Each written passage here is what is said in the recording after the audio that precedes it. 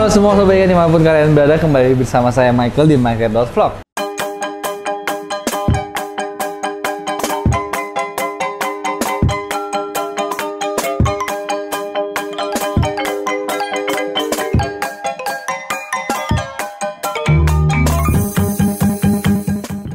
Nah, di episode kali ini kita akan jalan-jalan ke RDC. Sebenarnya ini udah lumayan lama saya pingin banget jalan-jalan ke RDC, dan waktu itu udah sempet jalan ke sana, tapi yang jalan bukan saya. Yang jalan adalah Han sama si kameramen kita, si Arnoldi. Jadi hari ini kita akan jalan-jalan ke RDC, tapi jalan-jalannya secara virtual. Jadi kita akan sedikit mengupdate tentang RDC ya. Jadi kalau teman-teman yang belum pernah lihat RDC, kurang lebih nih showroom RDC kayak begini nih. Ini adalah showroom RDC yang kayaknya kedua ya. Jadi pertamanya dia di gym dulu sama di rumah lamanya di belakang kamar. Nah, pas pindah rumah terjadilah showroom ini. Nah, di sini sih kita cuman mau mengupdate beberapa ikan yang bakal kita omongin untuk teman-teman bisa tahu juga. Nah, ini karena kita jalan-jalannya secara virtual, jadi kalian ikutin aja ya dengan gambar sama suara saya. Nah, jadi pertama kali ikan RDC ini di sini tanknya seperti kayak gini, layoutnya kayak gini buat teman-teman yang baru bergabung bisa lihat. Dan hari ini mungkin kita tidak akan membahas terlalu banyak, kita juga nggak akan capek-capek karena juga udah weekend dan juga lagi puasa. Sebelumnya saya mengucapkan selamat puasa, selamat menunaikan puasa untuk teman-teman yang menjalankan puasa. Semangat juga, jangan sampai batal. Nah, terus ini saya mau mengupdate ikan-ikan RDC yang ceritanya belum kita progres lagi untuk kontes. Nah, ini memang ikannya kondisinya seperti ini, warna merahnya juga tidak seintens atau semerah kalau memangnya dia lagi mau kontes. Nah, tujuannya buat teman-teman lihat sebenarnya ikan kalau dipersiapin sama kontes sama nggak di kontes tuh kayak gimana.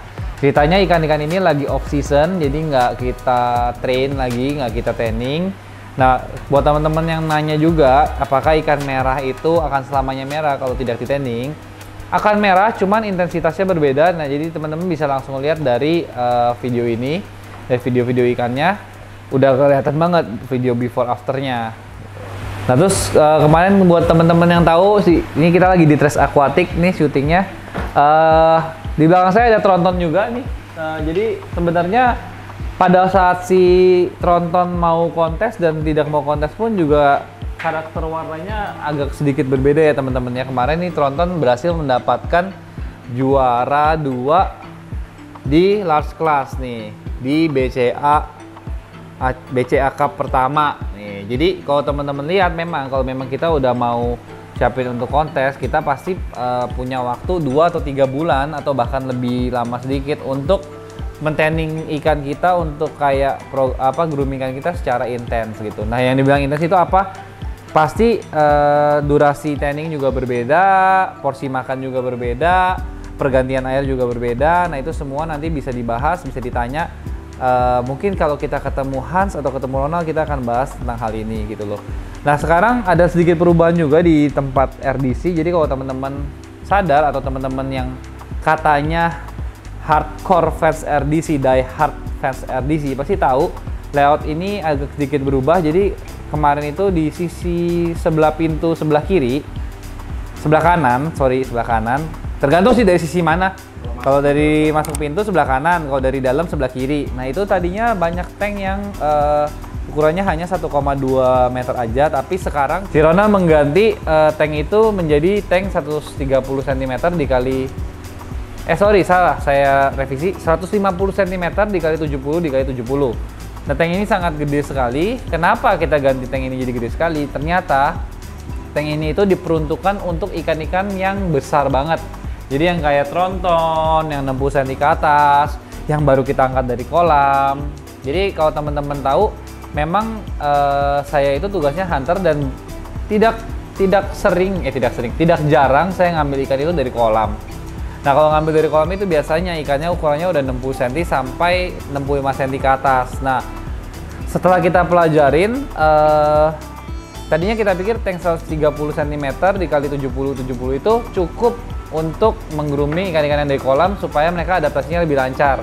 Tapi ternyata masih agak susah dan akhirnya kita mencoba untuk memakai tank 150 ini dan hasilnya memang sangat bagus banget. Nah, jadi tank ini sekarang isinya udah penuh banget sama ikan-ikan baru kita.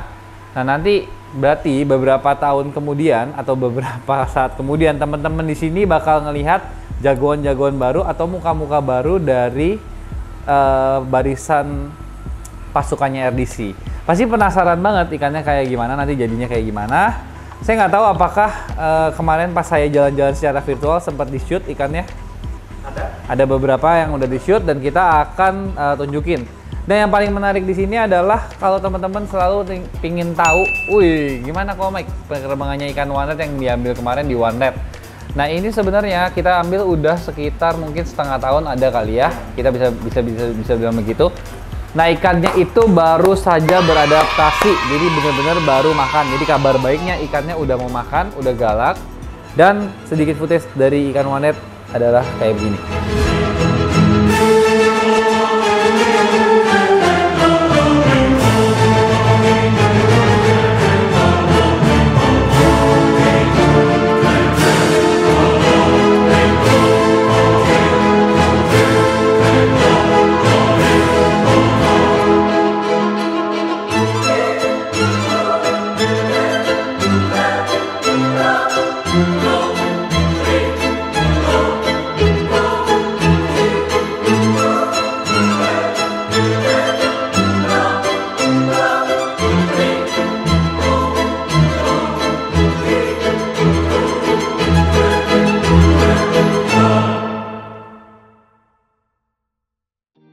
Nah, memang untuk mengadaptasikan ikan itu tidak semudah yang kalian kira. Nah, sekarang udah adaptasi, udah bagus, gaya renangnya bagus, badannya udah bagus, ekornya udah bagus, segala macam. Mungkin nanti akan sedikit dikoreksi dari gaya renangnya.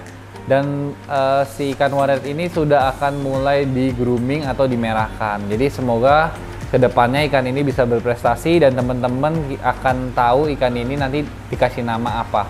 Soalnya sampai sekarang ikannya nggak ada namanya dan memang kalau di Ronald itu ikan kalau belum juara memang nggak akan punya nama. Gitu. Jadi ikan memang harus membuktikan dulu giginya atau tariknya baru punya nama. Gitu. Karena kalau kita namain ikan satu persatu, bayangin ya di Ronald sama di Hatch aja di sini gini ada berapa ikan kita bisa mati namainnya.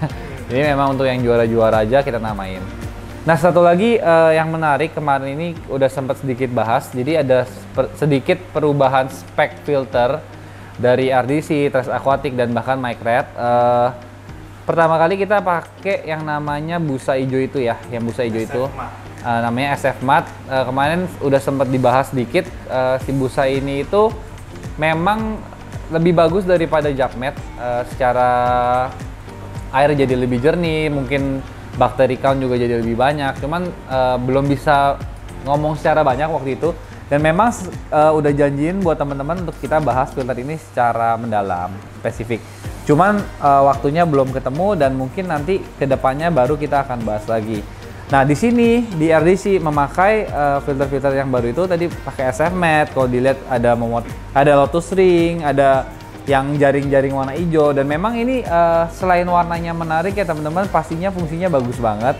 Nah, kalau buat teman-teman yang tahu, saya sebenarnya lagi merombak juga ruangan saya untuk menjadi ruangan grooming yang lorong 10 itu, yang sampai sekarang belum ada namanya, tapi teman-teman yang udah komen terima kasih banget, sarannya juga beberapa saya pakai. Nanti di tempat itu juga saya akan mencoba memakai filter baru ini, tapi saya nggak pakai SAM filter lagi, tapi saya pakai top filter. Jadi nanti pembahasan tentang filter yang keren ini, selain keren dari tampaknya, tapi keren secara fungsinya dan segala macam, pasti akan datang dalam waktu dekat, karena sebentar lagi saya mau pergi ke Cianjur dan akan ketemu Ronald. Paling untuk vlog kali ini gitu dulu kali ya. Nah, jalan-jalan hari ini mungkin sekian dulu. Mohon maaf kalau misalnya teman-teman tidak puas, tidak ada pembelajaran apa-apa hari ini. Kadang-kadang kita harus santai juga sebagai manusia. Take a break dan kita akan belajar lagi di vlog-vlog berikutnya.